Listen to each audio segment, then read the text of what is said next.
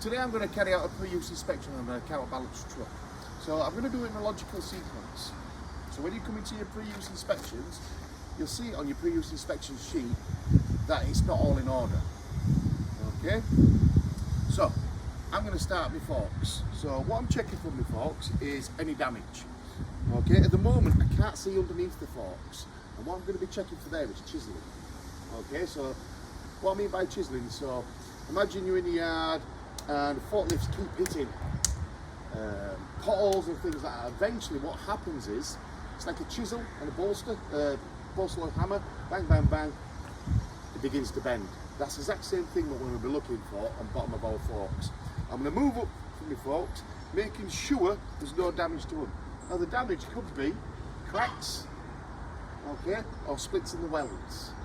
Any of these, what we need to do is report it immediately to our management team. Okay, we need to isolate the truck and stop anybody else from using it. I'm going to move up, check the heel of the forks, and from here I'm going to check my carriage plate. When I'm checking the carriage plate, I want to make sure that it's lubed up, so plenty of grease on it. Okay, so it starts coming into manual handling regulations. You'll see a lot of forklift operators, they'll try moving the forks at this level. No, when we move the forks, we want to bring it up to waist height. Okay, these forks weigh between 60 and 100 kilograms. It's a lot of weight to move. So I'm checking the carriage plate. I'm also checking the castellations to make sure there's no debris or anything in them, because if there's debris out in them, what happens is, okay, the locking pins or the security pins for the forks will not lock into place. So checking all that, all good. Now while I'm here, I'm just going to quickly check my hydraulic hoses, what I can see visibly in front of me. Okay, and making sure my lifting chains are secure. Moving up, I'm going to check my backrest or low guard. Checking for any damage. Make sure it's not bent, make sure it's sitting correctly on the carriage plate. Making sure it's not loose. Moving round, again, a quick visual inspection on my mast roller slide at that side. I want to check my mast, make sure there's no damage to it. And again, anything like this needs reporting straight away to the management team. Okay? Because if somebody's had an incident or accident in the workplace and not reported it, then if you carry out your pre-use inspection and don't document that it is damaged, have a guess who's going to be blamed for the incident. Okay, it will be the operator who's carried out that pre-use inspection. Alright, so I'm going to carry on, check my mast. I'm going to check my piston rams, making sure there's no hydraulic leaks, making sure my chains again are secure. Now at this point in time, a quick visual inspection on the chains that I can see. So again, I'm checking for scratches, any dents, any links missing. Moving around, check my piston rams and also my hydraulic hoses. And again, when I actually get onto the truck, I can test all that through, but I'm just quickly checking now for any visible hydraulic leaks. I've got my low limb inspection, I've got my model and everything on there.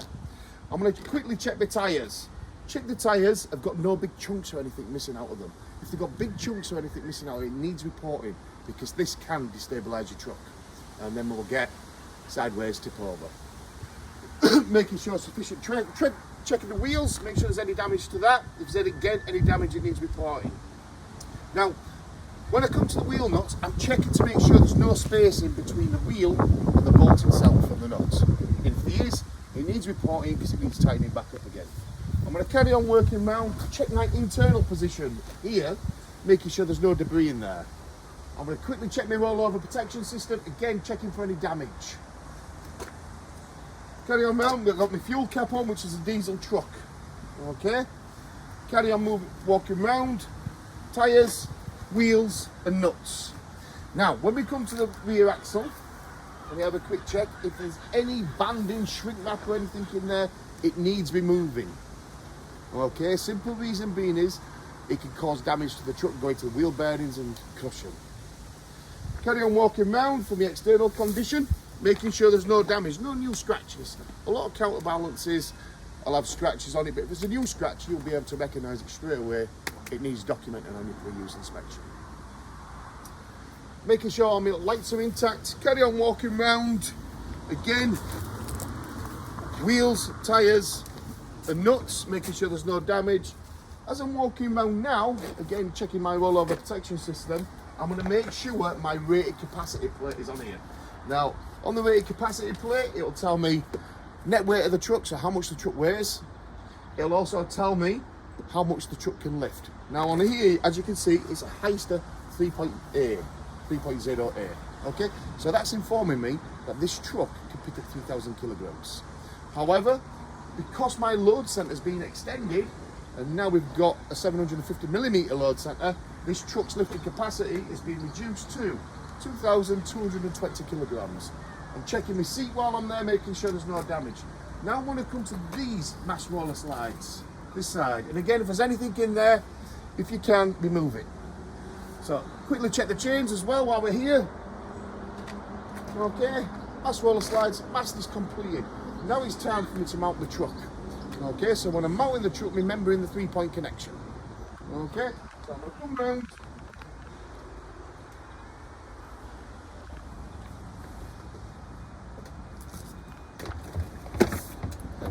Checking to make sure the seat works freely.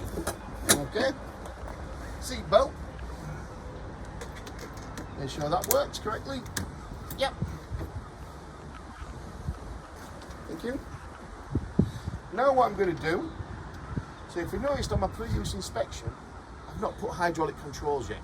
I answered the hydraulics are fine. I need to start using them to make sure they are good working order.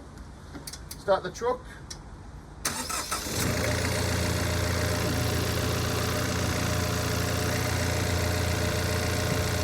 Nice and slow, and as I'm going up, checking the mass roller pulleys, chain slides, checking the chains, and again I'm checking for any damage to them whatsoever.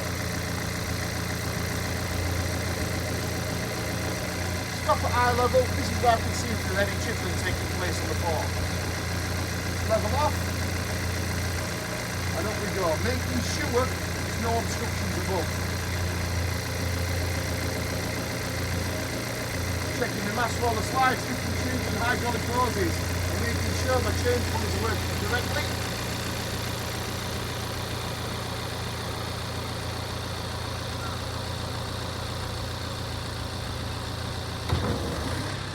Now I'm going to leave it up there for 10 seconds. The reason why I'm going to do that is I can tell if there's insufficient hydraulic fluid in there.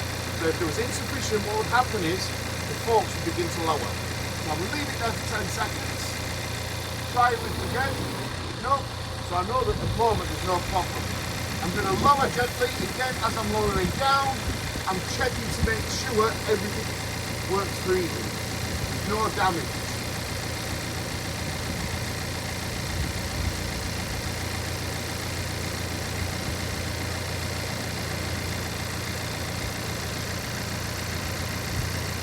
Now I'm going to check the forward tilt and the backwards tilt, making sure it all runs smoothly.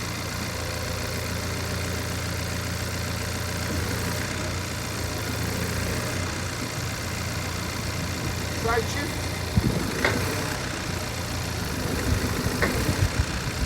Very important that we centralise it once we've done that. On. First. Levels.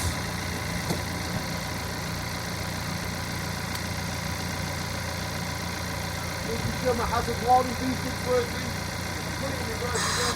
I'll put the reverse lights come on. Now for the front lights, they're on. I can see the reflection through the glass, they're all working. Now it's time to check braking and steering.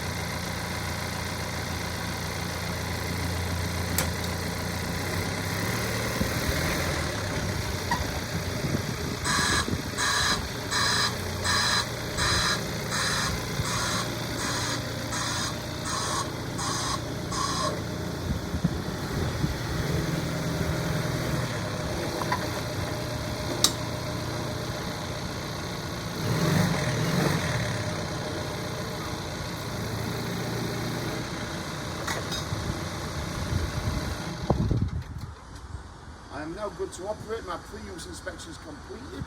I know if there's any problems, I know I need to report them straight away to my management team, along with isolating this truck, which could mean removing the keys, which will mean removing the keys and putting a sign on to other operators So they know not to use until it's been completed by a competent person.